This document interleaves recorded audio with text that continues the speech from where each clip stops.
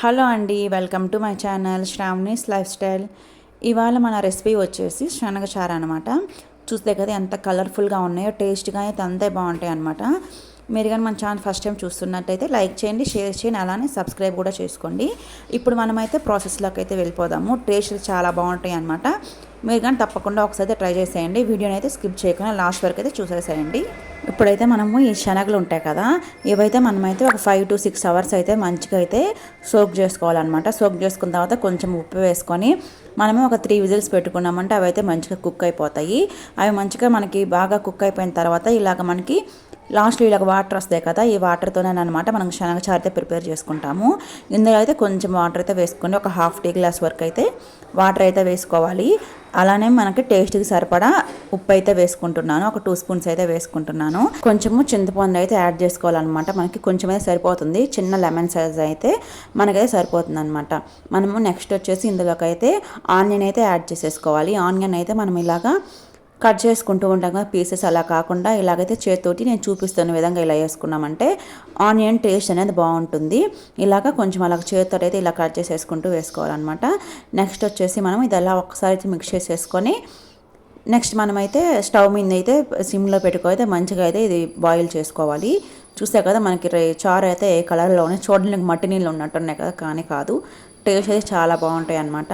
Next ఇలాగ మనం stove on చేసేసుకొని పైన మూత పెట్టుకొని ఇవైతే మనకి ఇవి కొంచెం థిక్గా అయ్యేంత వరకు అయితే మనం మంచిగా అయితే బాయిల్ చేసేసుకోవాలి. మనము అవి బాయిల్ అవుతుండగా ఇప్పుడు అందులోకి అయితే మనమైతే పౌడర్ అయితే ప్రిపేర్ చేసుకున్నాము. ఇలాగ కొంచెం ధనియాలు అయితే తీసుకున్నాను, అలానే కొంచెం అయితే ఎండు కొబ్బరి, నెక్స్ట్ వచ్చేసి మనము కొన్ని అయితే వెల్లుల్లిపాయలు అయితే తీసుకున్నాము. అలానే 2 ఎండుమిర్చి, ఎక్కువ కారం అయితే యాడ్ చేసుకోవట్లేదు, మా బాబు ఉన్నాడు కదా అందుకనే 2 అయితే చిన్న అయితే 2 మిర్చి అయితే యాడ్ చేసుకున్నాను. అలానే మీ దగ్గర మిరియాలు ఉంటే యాడ్ చేసుకొని, నా దగ్గర మిరియాల పౌడర్ ఉంది కాబట్టి అదైతే కొంచెం అయితే యాడ్ చేసుకున్నాను. అలానే చెక్క లవంగం అయితే కొంచెం చెక్క, అలాగే 2-3 పీసెస్ అయితే లవంగాలు అయితే యాడ్ చేసుకొని ఇలాగా పౌడర్ లాగా అయితే మిక్సీ పట్టుకున్నాను. చూస్తే కదా కొంచెం కచ్చా పచ్చగానే పట్టుకోవాలన్నమాట, అంత మెత్తగా అయితే పౌడర్ అయితే చేసుకోవద్దు. ఇదన్నమాట మనకి రసం అయితే ఇక్కడైతే బాయిల్ అవుతూ ఉన్నాయి. మనకి ఆనియన్ వేసుకున్నాం కదా, అవన్నీ మనకి మంచిగా బాయిల్ అయిపోవాలన్నమాట. ఆనియన్ మంచిగా ఉడికిన దాకా అయితే అదైతే ఉంచుకోవాలి. ఇంకా మనకి కొంచెం అయితే ఉడకాలన్నమాట. ఇద్దండి ఫైనల్గా మనకైతే ఆనియన్ పీసెస్ కానీ మంచిగా మనకి ఇక్కడ ఉడికిపోయాయి, చూసారు కదా. సో మనకి ఇలా ఉడకడం వల్ల టేస్ట్ అనేది బాగుంటుంది అనమాట. ఆనియన్స్ మంచిగా ఉడికితే మనకి రసం అనేది మంచిగా బాయిల్ అయిపోయినట్టు. ఇవైతే పక్కకు పెట్టేసుకొని నెక్స్ట్ ఇప్పుడు మనమైతే అందులోకి అయితే పోపు అయితే వేసేసుకుందాము. ఇలాగ చిన్న ప్యాన్ పెట్టుకొని అందులో అయితే కొంచెం ఆయిల్ అయితే యాడ్ చేసుకోవాలి. ఆయిల్ హీట్ అయిపోయిన తర్వాత అయితే మనము కొంచెం జీలకర్ర, అలానే కొంచెం ఆవాలు అయితే యాడ్ చేసుకుంటున్నాను. ఇవి కానీ మనకి మంచిగా ఫ్రై అయిపోయిన తర్వాత మనకి తెల్లగడ్డలు ఉంటాయి కదా, అవైతే ఒక 2 అయితే ఇలాగా కొంచెం అలా క్రష్ చేసుకొని అయితే వేసేసుకోవాలి. నెక్స్ట్ ఇందులోకి మనకు వచ్చేసి ఇవి కొంచెం ఫ్రై అయిపోయిన తర్వాత ఇందులోకి మనకి మెయిన్ ఇంగ్రీడియంట్గా అయితే మనమైతే ఇక్కడ కర్రీ లీవ్స్ అయితే యాడ్ చేస్తున్నాను. ఈ కర్రీ లీవ్స్ కానీ మంచిగా ఫ్రై అయిపోవాలి, కొంచెం ఎక్కువే వేసుకుంటున్నాను. ఆ ఫ్లేవర్ అనేది మనకి బాగుంటుంది కదా కర్రీ లీవ్స్ది. నెక్స్ట్ మనమైతే ఇవి మంచిగా అయితే ఇలాగా కర్రీ లీవ్స్ కానీ మంచిగా ఇలాగైతే ఫ్రై చేసేసుకోవాలి. నేను చూపిస్తున్న విధంగా అయితే ఇలాగ ఫ్రై చేసేసుకొని మనము ముందుగా పౌడర్ చేసి పెట్టుకున్నాం కదా, అదైతే ఇందులోకి అయితే యాడ్ చేసేసుకుంటున్నాను. సో మనం ఇది యాడ్ చేయడం వల్ల మనకి మనం అన్ని ధనియాలు అవన్నీ కొంచెం పచ్చివే వేసాం కదా, ఇలా ఆయిల్లో కొంచెం ఫ్రై చేసుకోవడం వల్ల మనకి టేస్ట్ అనేది బాగుంటుంది, మనకి ఆ పచ్చి స్మెల్ రాకుండా ఉంటుంది. సో మనం నెక్స్ట్ అయితే ఇలాగ ఫ్రై అయిపోయిన దాన్ని అయితే చూసా కదా మంచిగా ఇదైతే ఆయిల్లో అయితే ఫ్రై అయిపోతుంది.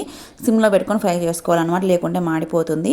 ఇలాగ ఫ్రై చేసుకునే దాన్ని మనం ముందుగా బాయిల్ చేసుకున్నాం కదా రసము, అందులో అయితే ఇప్పుడైతే ఇది మొత్తం అయితే యాడ్ చేసేసుకుంటున్నాను.